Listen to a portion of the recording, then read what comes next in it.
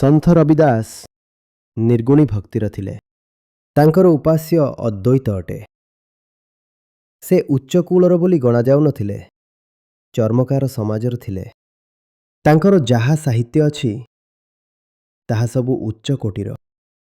ଜନମ ଜାତ ମତ ପୂଛିଏ କା ଜାତ ଅରୁପାତ, ରୈଦାସ ପୂତ ସବ ପ୍ରଭୁ କେ, କୋଏ ନାହିଁ ଜାତ କୁ ଜାତ। ତେଣୁ ଜାତ ମାନେ ଜନ୍ମ ହୋଇଥିବା, ଯାହାର ଜନ୍ମ ହୋଇଥାଏ ତାକୁ କୁହାଯାଏ ଜାତ। କହୁଛନ୍ତି ଏହି ପ୍ରକୃତି ହିଁ ଅଟେ ଏବଂ ସମସ୍ତେ ଏହିଠାରୁ ହିଁ ଉଠିଥାନ୍ତି। କହୁଛନ୍ତି ଯେବେ ସବୁରି ମା ଏକ, ତେବେ ସବୁରି ଜନ୍ମ ଭିନ୍ନ ଭିନ୍ନ ବୋଲି କେମିତି ମନାଯାଇପାରେ? ଉପର ଏବଂ ତଳର ଶ୍ରେଣୀ ସବୁ କେମିତି ସ୍ଥାପିତ କରାଯାଇପାରେ? ହଁ, ଅନ୍ତର ବ୍ୟକ୍ତି ଏବଂ ବ୍ୟକ୍ତିଙ୍କ ଚୟନ ପ୍ରକ୍ରିୟାରେ ଆସିପାରେ। ଚେତନା ହିଁ ଅଟେ ଚୟନର ମୂଳ। ଆମେ କେତେ ଉପରକୁ ଉଠିପାରୁଛୁ ତାହା ଆମ ନିଷ୍ପତ୍ତିର କଥା। କେହି ଚୟନ କରେ, ମୋତେ ମୁକ୍ତି ପ୍ରିୟ, ସ୍ୱାଧୀନତା ପ୍ରିୟ, ମୁଁ ମୂଲ୍ୟ ଦେବି। ମାଗଣାରେ ମିଳେନି ମୁକ୍ତି, ମୁଁ ମୂଲ୍ୟ ଦେବି।